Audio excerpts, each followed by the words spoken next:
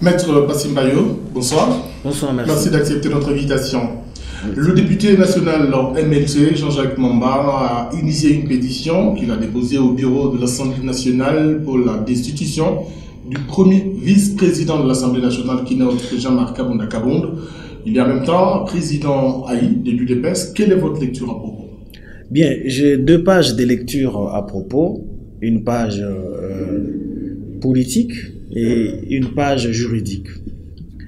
Ce qu'il faille dire est que sur le plan juridique, l'acte posé par Jean-Jacques Mamba fait partie de l'exercice du droit parlementaire. C'est-à-dire, il est reconnu à un député de faire passer une question en ce sens-là, tout comme de postuler en faisant signer une pétition pour destituer un membre du bureau. Et cela avait déjà été fait dans l'histoire de notre pays.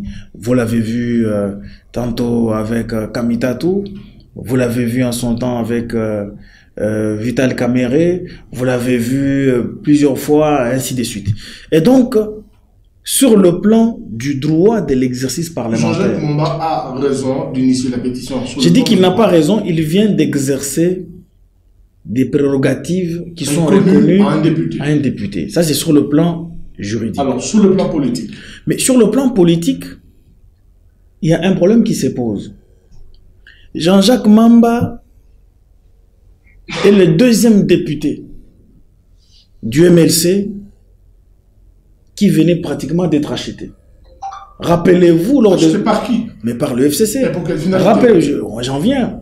Rappelez-vous du député MLC dont les motions et autres avaient été rédigées dans un bureau secret à GB, un bureau appartenant au faucon du FCC.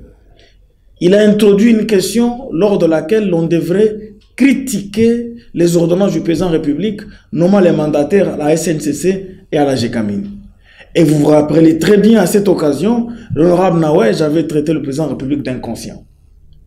C'est toujours un autre député du MLC, qui est cette fois-ci Jean-Jacques Mamba. Quand vous regardez la lettre de demande d'explication que Jean-Jacques Mamba avait faite à Jean-Marc Kabonde, on dirait que cette lettre n'a pas de base. Jean-Jacques Mamba n'est pas son supérieur, c'est Kabonde qui est son supérieur.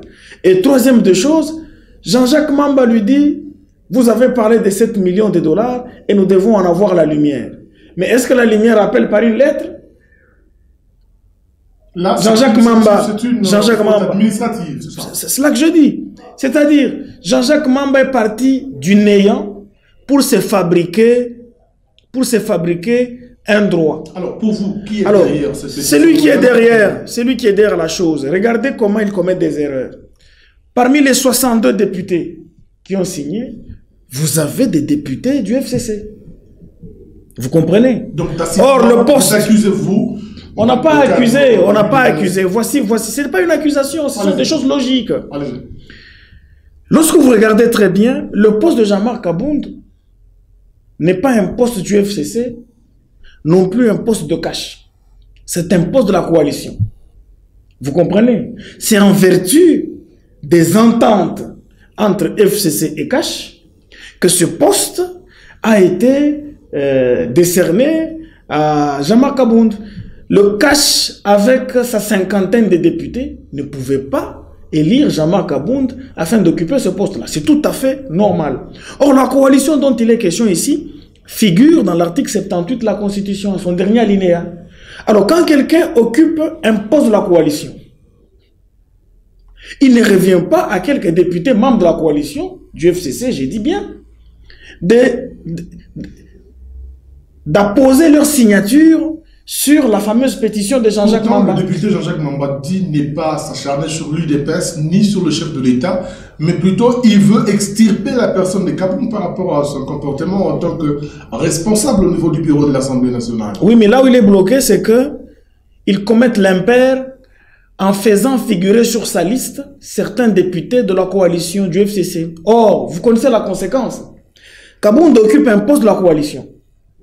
S'il est des députés de la coalition qui sont là qui ont apposé leur signature et qu'à l'occasion du débat sur l'éjection de Jean-Marc Kabound, la majorité du FCC, puisque le FCC a la majorité parlementaire, parviennent à évincer Kabound de ce poste, c'est-à-dire que la coalition tombe et n'a plus sa raison d'être. Pourquoi? Puisque même le gouvernement Ilunga Kamba sera démissionnaire. De quelle manière? Le gouvernement Ilunga Kamba, c'est le reflet de la coalition. Non, mais le fait d'avoir extirpé Kabound, comment cela peut impacter sur le gouvernement? Mais c'est là que je dis, oui, puisque le CASH, qui est le partenaire du FCC dans la coalition, ne veut pas que Kabound soit éjecté.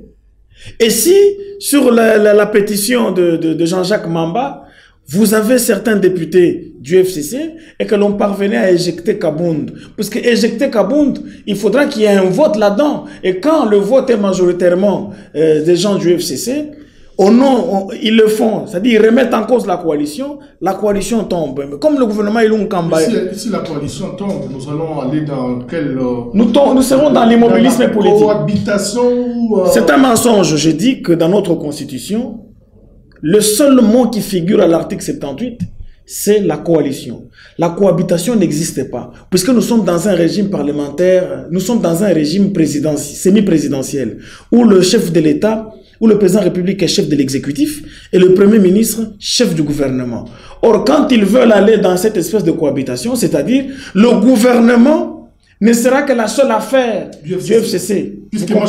Or, le président de la République dit, or la Constitution, disais-je, dit que le président de la République nomme le Premier ministre sur base de la majorité parlementaire. Si cette majorité parlementaire n'est pas identifiée, le président de la République nomme un informateur qui va identifier la majorité parlementaire au fin d'une coalition. Ça s'appelle en sciences constitutionnelles une majorité parlementaire composite. Alors, Maître Passy, pour revenir à la question de la pétition, en un mot, d'une manière définitive, qu'est-ce qu'on retient comme votre position? Parce que nous sommes à la fin. Ce qu'il faut retenir, c'est que si Jean-Marc Kabound tombe par le simple fait que sur la pétition, il y a des députés du FCC, ça veut dire que la coalition n'aura plus sa raison d'être, puisque le poste qu'occupe Jean-Marc Kabound est un poste au nom de la coalition.